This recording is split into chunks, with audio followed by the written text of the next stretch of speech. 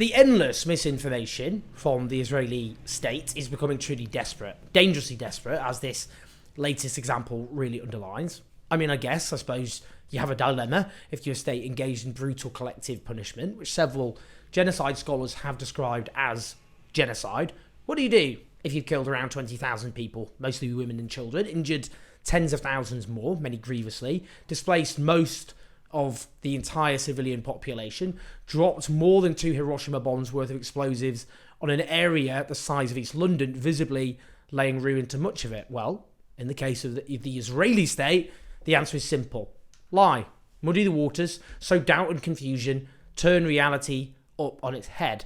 On the one hand, that has meant claiming the grotesquely high fatality figures are actually falsified Hamas propaganda, that it's not real, you shouldn't believe it. Even though Gaza's official death toll has been validated by Israel and the United Nations in previous conflicts, even though the prestigious medical journal The Lancet has said these figures are not being inflated, even though the figures are actually an underestimate because they exclude thousands dead, buried under the rubble, their deaths not certified.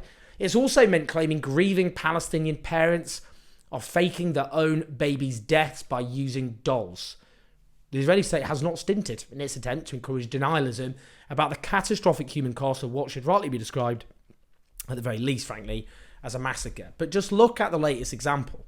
A graph has been shared by the Israeli spokesperson, Elon Levy, who you will have seen on our screens propagandizing as Israeli forces engage in what multiple independent experts and NGOs and legal brains have described as serious war crimes. It's a graph which supposedly shows civilian deaths per airstrike in 21st century global conflicts. So it shows that the global average is 4.5 civilian deaths per airstrike. In Mosul, that was 17.1 civilian deaths per airstrike, it supposedly shows, in 2017. 21.7 civilian deaths per airstrike in Aleppo, Syria, and 11.95 in Raqqa, Syria. It then claims that in Gaza, the figure is just 0.8 civilian deaths per strike. Now, Elon Levy declares since Hamas launched this war, the Israeli Air Force has struck 22,000 plus targets in the Gaza Strip. Even based on Hamas numbers passing off terrorists and civilians, that's less than 0.8 civilian deaths per airstrike. That's what world-leading precision looks like. Now, first off, before we take apart the egregious misinformation in this claim, over 22,000 targets. Remember, Gaza is the size of East London, with a population of 2.2 million, well, before this war began. How on earth is it plausible to argue there are 22,000 military targets? What are these targets? Who are these targets? Now, the recent expose by the Israeli-Palestinian publication Plus 972 magazine found that the Israeli forces were deliberately targeting so-called power targets, like high-rise flats, to put pressure on the civilian population. It's also notable that work by BBC Verify at the beginning of this month found that nearly 98,000 buildings in Gaza were damaged or destroyed. But this is a deceit, this graph. This graph, shared by this Israeli spokesperson, relies on figures from the London-based NGO Action on Armed Violence. Its executive director, who I've met, is Dr. Ian Overton. He writes, in response, "This is not true, and I run the charity whose data you are citing. Please delete. We don't record every airstrike, just the ones that harm people." So they're not comparing like and like here. Not even close.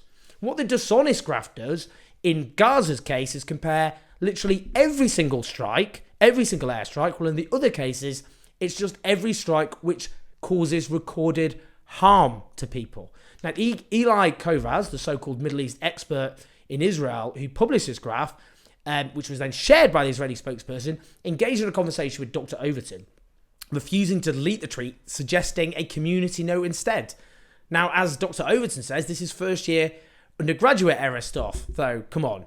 I think perhaps generous in its description about what's happened here. Please delete. You've got the data wrong. You cannot compare like for like. Well, none of these people have deleted their misinformation, and Kovaz has gone on to hide the tweets calling him out. Now, as that happens, as the Times of Israel reports, the Israel Defense Force privately believes the overall Gaza death toll claimed by Hamas is fairly accurate, and, based on their estimates, that more civilians have been killed than Hamas operatives. So, all these claims that actually the death toll isn't real, it's Hamas propaganda, and actually it's mostly Hamas fighters who have been killed, privately, these people don't actually believe this either. Indeed, a new study by the Israeli newspaper Haaretz is entitled "The Israeli Army has dropped the restraint in Gaza and the data shows unprecedented killing." Now, this study, in its own right, is deeply chilling and revealing. Their estimates about civilian deaths in Israeli strikes, it should be said, are surely conservative. What the study does is strip out those who are clearly non-combatants, like minors aged 17 and under, men of 60 and above, and women. Now, previous research by the highly respected Iraq Body Count suggests that the modest excess of adult males could be accounted for. This was at the end of October when, after Biden sowed doubt in the official figures, then what happened is the health ministry in Gaza released names, ages, and IDs, Israel-approved IDs, of those who'd been killed to prove they were actually accurate. So this was there for copper-bottom data. And they suggested the modest excess of adult males could be accounted for by their greater exposure to risk, for example, in rescue efforts. Just because you're a man of fighting age, it doesn't mean you're actually a man who is fighting. Many adult men are clearly not combatants. That is a very important point to make. Remember that the Srebrenica massacre of 1995, conducted by Bosnian Serb forces, who killed more than 8,000 Bosnian Muslim men and boys, did so on the basis they were of fighting age. Now, the Haaretz research also suggests that errant rockets could make up 10% of the total rockets fired by Gaza's forces, which I'm sure would be contested, not least because we don't know, obviously, for sure, what that means in terms of the death toll. Even if you say these errant rockets, if you look at a lot of these errant rockets, or the rockets used by Hamas and other groups, they're not exactly very effective, to say the least. Certainly not compared to those used by Israel. That's not to say that they haven't caused death and killed Israeli civilians in the past, but overwhelmingly, they are of nowhere near the quality of an Israeli weapon, clearly. Now, even using their conservative methodology, that means 61% of those killed are civilians. Using that estimate, looking at wars after World War II, about half of those killed in those wars were civilians. So half compared to 61% in this conservative estimate, including those wars which focused on ground combat rather than the supposedly relatively precise means of airstrikes.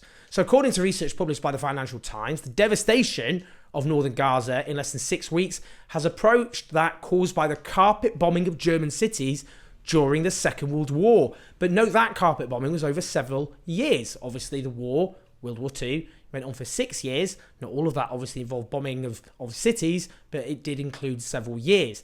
Now, around 68% of the buildings of northern Gaza have at least 50% damage, which would clearly leave them inhabitable. In Hamburg, after many years, it was 75%, and also after many years in Cologne, 61%, in Dresden, 59%.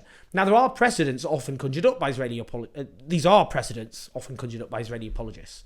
They go, well, look at the Allied bombing of World War II in German cities.